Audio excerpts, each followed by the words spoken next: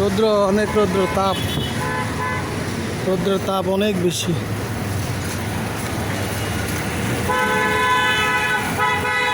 এই যে গাড়ি কিভাবে, টমটম গাড়ি, ছোট ছোট গাড়ি,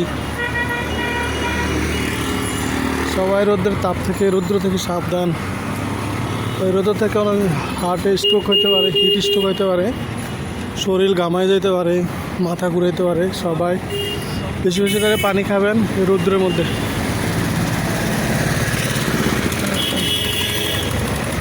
কারণ এই রৌদ্রে তাপ এত বেড়ে গেছে বাংলাদেশে, এখন রৌদ্রের তাপ অনেক বেশি।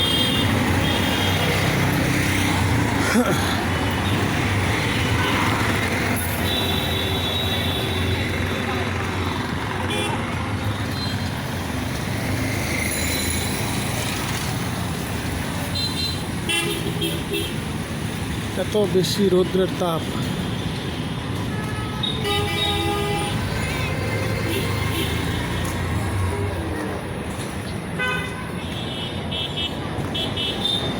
বাংলাদেশে এখন রৌদ্রের তাপমাত্রা প্রায় 37-38 ডিগ্রি সেলসিয়াস।